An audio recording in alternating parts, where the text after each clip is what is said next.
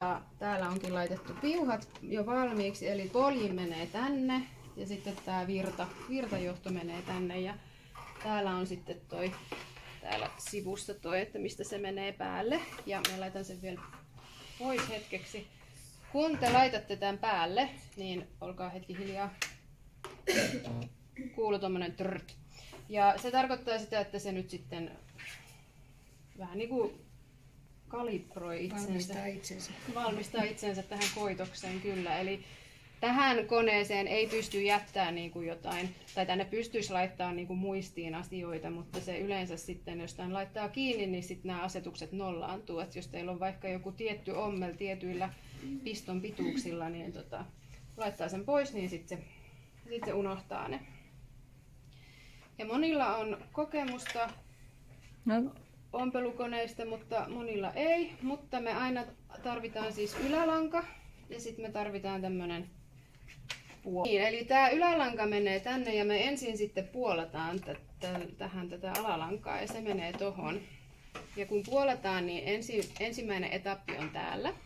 Ja sitten täällä on tämmönen namiska ja täällä on nuoli, niin seurataan sitä nuolta. Se menee siis tämän ympäri tälleen myötäpäivään. Se käy tekemässä tuolla siis kiepin.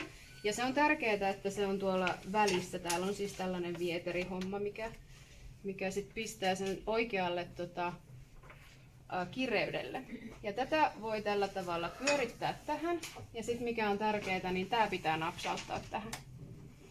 Noissa vanhemmissa mekaanisissa koneissa täällä pitäisi vielä löysyttää tätä, mutta näissä koneissa ei tarvitse, vaan sitten aloitetaan, painetaan jalalla poljinta, jolloin se lähtee sitten puolaamaan. Meidän nyt paljon kuri, noin, niin nyt on puola sitten, ja sitä voi nyt sitten halutessaan katsoa, että miten paljon tarvitsee sitä lankaa, mutta enemmän tai vähemmän. Sitten kun lähdetään laittaa tätä ylälankaa, niin ensimmäinen etappi on tässäkin tämä. Eli täältä mennään. Sitten täällä on nuolet, joita voi seurata. Niin tää menee tästä. Se käy tekemässä täällä alhaalla sellaisen käännöksen. Ja sitten, tää on tärkeä, tämä pitää olla sitten tuolla yläasennossa. Tämä juttu täällä. Ja tätä lankaa viedään ton reunan myötäisesti, jolloin se napsahtaa tonne. Eli voin näyttää. Sitten se käy tuolla alhaalla ja sitten täältä reunoja myöten se napsahtaa tonne reikään. Ja sitten se menee alas. Tuolla on langan ohjain tuossa tämä metallinen. Ja sitten ihan tuossa neulan yläpuolella on yksi langan ohjain ja se menee vielä siitä.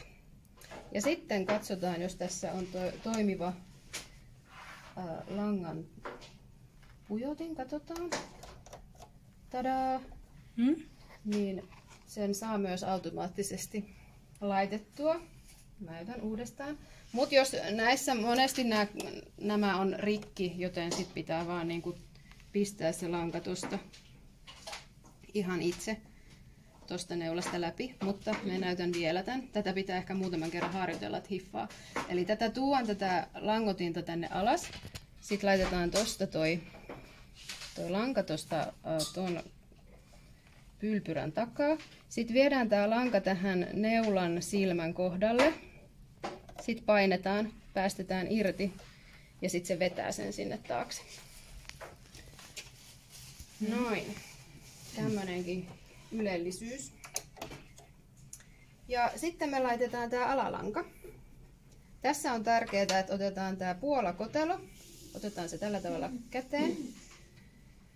Laitetaan alalanka tai tää puola sillä tavalla, että kun sitä pyörittää, niin se pyörii myötäpäivään. Eli näin. Ja sitten täällä on tällainen lovi. Se lanka viedään siitä lovesta ja tänne ylös niin, että tämä pysyy tällä tavalla. Sen pitäisi vähän, jos tätä tällä tavalla tekee, niin se aavistuksen menee aina alaspäin, mutta idea on, että se pyörii myötäpäivään. Sitten voidaan ottaa täältä kiinni. Toi sojottaa tuonne ylös ja se laitetaan tonne. Sille on oma paikkaansa tuolla sormella, eli se on siellä.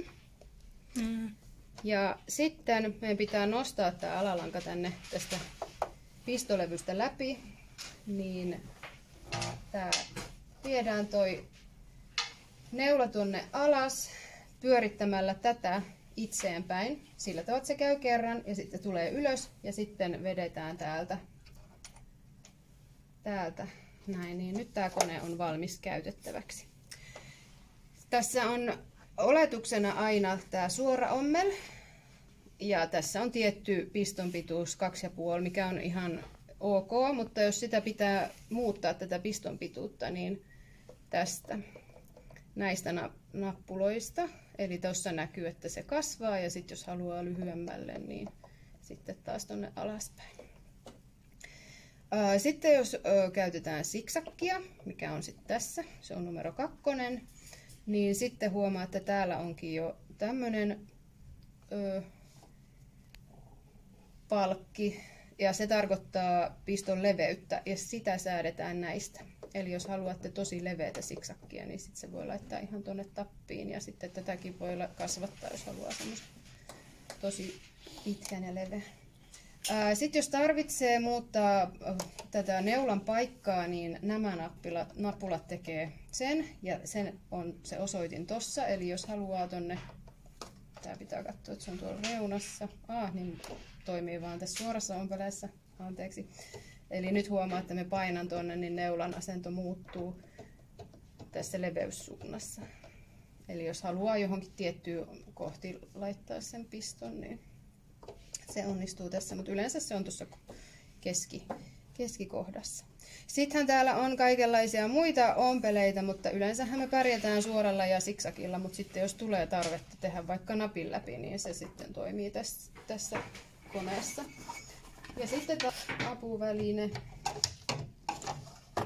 jos haluaa vähän enemmän tämmöistä pöytätilaa, niin se löytyy tuolta. Sitten ylälangan kireyden säädin ei ehkä tarvitse säätää, teidän langotatte ja sillä lailla. Otan nämä nyt pois ja pääset. Tämä on vähän erilainen kone kuin ompelukone. Tämä nimensä mukaisesti saumaa. Käytetään siis kun ommellaan tällaisia no vaikka teepaidan saumoja, siis tosi hyvä siis tämmöisiin joustaviin materiaaleihin, koska tämä tikki on joustava. Mutta tätä käytetään myös huolitteluissa, eli voi myös ommella kudottuja kankaita, eli sellaisia, jotka ei jousta, niin niitä reunoja voi huolitella tällä. Ja tämähän on siis, tässä on 4 lankaa, 2 siepparilankaa, jotka menee tänne alle, ja sitten 2 neulalankaa, jotka menee tänne neuloihin, eli tulee täältä päältä ja sitten nämä siepparilangat tulee täältä alta. Näyttää aika villiltä.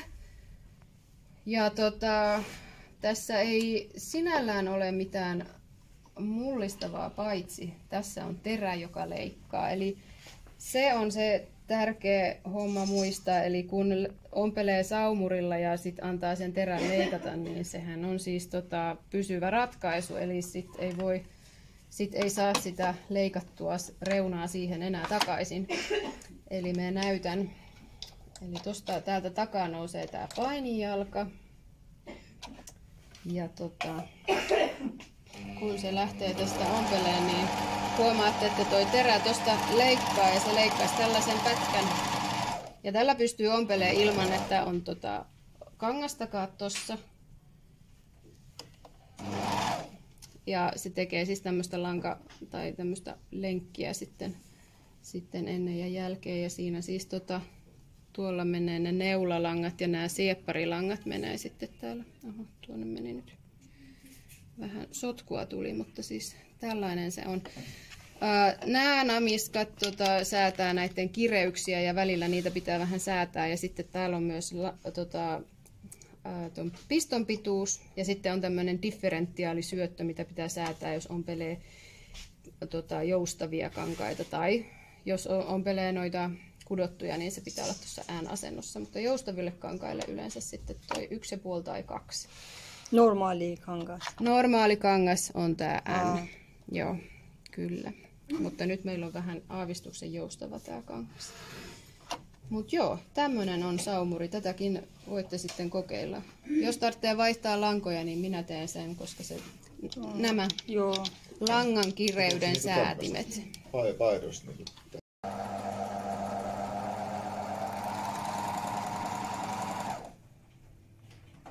Se on semmoinen kireä.